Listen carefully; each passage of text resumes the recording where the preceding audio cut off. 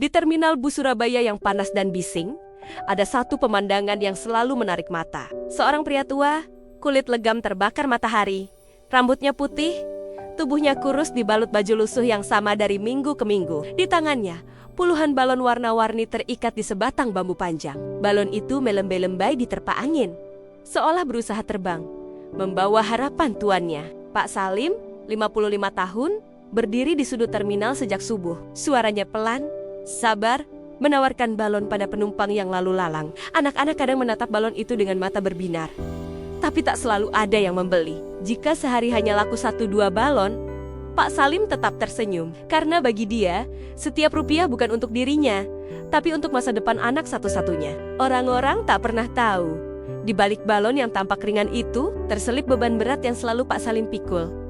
Biaya sekolah, buku pelajaran, ongkos ujian, kadang demi satu buku, Pak Salim rela menahan lapar, hanya makan sekali sehari. Di terminal, ia berdiri di antara deru knalpot dan suara klakson, tapi di hatinya hanya terdengar satu doa. Ya Allah, jadikan anak saya lebih tinggi derajatnya dari saya. Di balik keramaian terminal, Pak Salim pulang ke kontrakan sempit di gang padat. Ruangan 3x4 meter, lantai semen retak, atap seng bocor kalau hujan deras. Di sudut ruangan, istrinya, Bu Salim, sedang menjemur baju para tetangga yang dicucinya setiap hari. Bau sabun cuci menempel di dinding rumah itu, bercampur dengan bau balon karet dari plastik yang Pak Salim ikat di sudut kamar.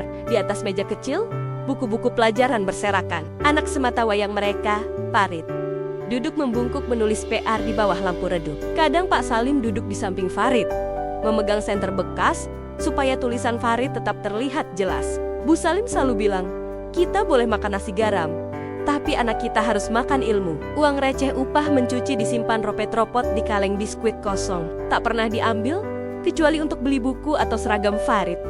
Meski kadang mereka hanya makan sekali sehari, wajah Pak Salim tetap sabar. Senyumnya tipis, tangannya kasar menepuk bahu anaknya. Di rumah sempit itu, mimpi tumbuh diam-diam, sekuat balon yang berusaha terbang meski diikat erat. Suatu malam, Farid pulang dari sekolah dengan wajah tertunduk. Di ruang sempit, ia menatap Pak Salim yang sedang menambal balon bocor. Dengan suara pelan, Farid berbisik, "Pak, saya mau berhenti sekolah. Teman-teman sering bilang, ngapain anak penjual balon sok sekolah tinggi? Saya malu, Pak." Kalimat itu menampar Pak Salim lebih keras dari panas terik terminal. Tangannya berhenti merapikan balon. Ia menatap mata Farid dalam-dalam, pelan tapi tegas. "Nak, jangan pernah malu sama bapakmu. Bapak memang jualan balon, tapi yang bapak jual cuma balon, bukan harga diri kita." Bu Salim duduk di samping, mengelus punggung Farid. "Kamu sekolah bukan buat orang lain, kamu sekolah buat hidup kamu nanti." Farid menahan air mata. Di matanya, ia lihat keriput di wajah bapaknya, tangan yang pika-pika menahan tiang balon dari pagi sampai senja. Malam itu, Farid paham, harga malu tak sebanding dengan harga cita-cita. Balon bisa meletus kapan saja, tapi mimpi, kalau dirawat sabar, bisa terbang jauh lebih tinggi. Setelah malam itu, Farid kembali rajin ke sekolah, meski langkahnya kadang ragu di jalan setapak gang sempit. Pak Salim, seperti biasa, bangun paling pagi. Dengan sisa uang receh di kaleng biskuit, Bu Salim menanak nasi hanya cukup untuk sekali makan. Kadang, kalau tidak ada uang, mereka makan singkong rebus. Pak Salim selalu memastikan Farid berangkat sekolah dengan perut berisi. Biarpun dirinya hanya minum air putih hingga senja, yang penting anaknya tidak lapar di kelas. Pernah suatu siang, Pak Salim pingsan di sudut terminal karena seharian berdiri di bawah terik. Perutnya kosong. Orang-orang yang lewat hanya melirik. Beberapa pedagang lain membantunya duduk di bangku tua, memberi segelas teh manis. Saat sadar, Pak Salim hanya tersenyum malu. "Saya tidak apa-apa, asal Farid tetap sekolah.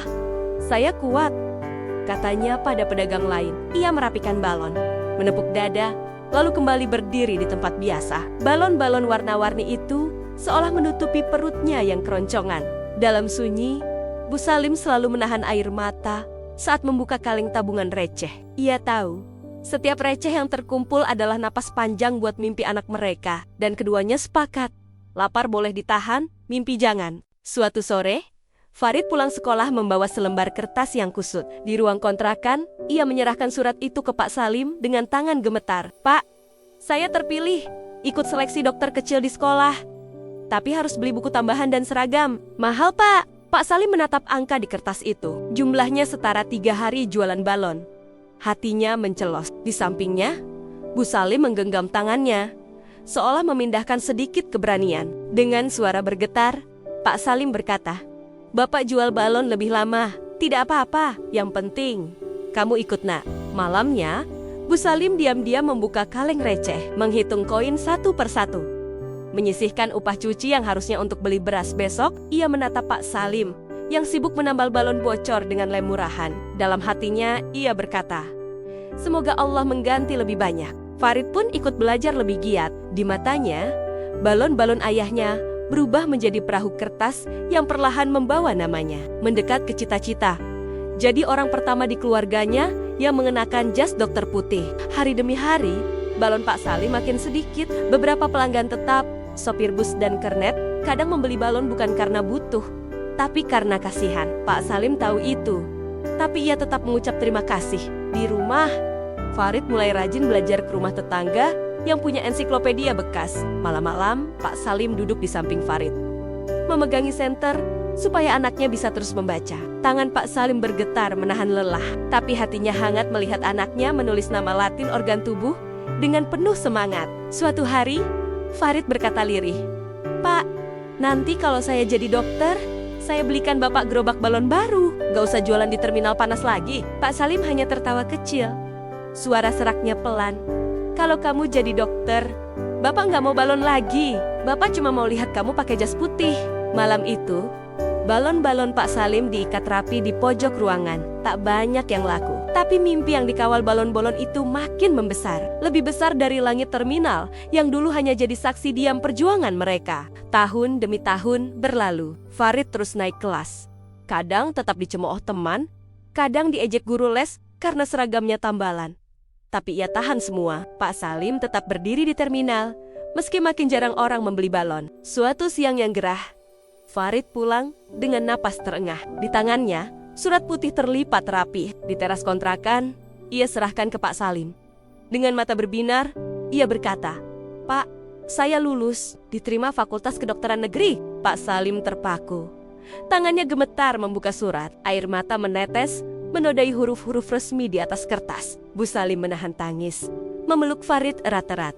"Alhamdulillah nak, alhamdulillah." Malam itu, Pak Salim duduk lama di samping tiang balon yang hanya tersisa beberapa biji. Tangannya meraba karet balon, seolah bicara pada benda yang menemaninya puluhan tahun. Dalam hati, ia berbisik, "Terima kasih sudah bantu Bapak menjaga mimpi anak Bapak." Beberapa tahun kemudian, di ruang kontrakan yang sama, Farid berdiri di depan cermin. Di bahunya tersemat jas putih, tanda kebanggaan seorang dokter muda. Bu Salim membetulkan kerahnya sambil tersenyum kecil. Pak Salim berdiri di sudut, memandangi anaknya lama sekali. Jas putih itu bersih, kontras dengan baju lusuh Pak Salim yang masih sama. Tapi tak ada iri sedikit pun, yang ada hanya rasa syukur. Balon-balon di sudut kamar, yang dulu jadi saksi bisu, kini seolah tersenyum juga. Farid mendekat ke ayahnya, menggenggam tangannya yang kasar dan pecah-pecah. "Pak, mulai sekarang Bapak istirahat ya, biar Farid gantian kerja buat Bapak." Pak Salim mengangguk pelan. Dalam hatinya, suara bising terminal bus tergantikan tepuk tangan sunyi di dada. Akhirnya, balon itu terbang setinggi mungkin. Kini Farid bekerja di rumah sakit pemerintah di Surabaya. Setiap pagi, Pak Salim duduk di kursi tunggu, menunggu anaknya pulang shift. Beberapa perawat kadang memandang heran.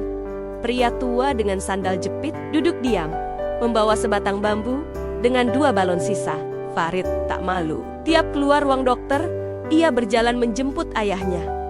Kadang pasien melihat mereka berpelukan di parkiran. Bagi Farid, setiap langkah di rumah sakit ini adalah langkah bapaknya juga. Suatu sore, Farid membelikan Pak Salim gerobak es kecil. "Pak, biar Bapak nggak panas lagi di terminal, jual es di gang rumah aja ya." Pak Salim tersenyum, memegang balon terakhirnya, lalu menatap Farid. "Terima kasih nak, balon ini cukup sampai sini. Sekarang gantian kamu terbang setinggi-tingginya." Hidup memang tak pernah mudah untuk orang-orang seperti Pak Salim, tapi cinta dan pengorbanan diam-diam bisa membungkus mimpi anaknya agar tetap mengambang. Seperti balon yang tak pernah putus tali. Dari terminal bus panas, balon lusuh. Makan sekali sehari, semua dibayar tuntas oleh satu jas putih di pundak Farid. Kini balon itu terbang setinggi-tingginya, menembus langit Surabaya, menembus mimpi ribuan orang yang percaya.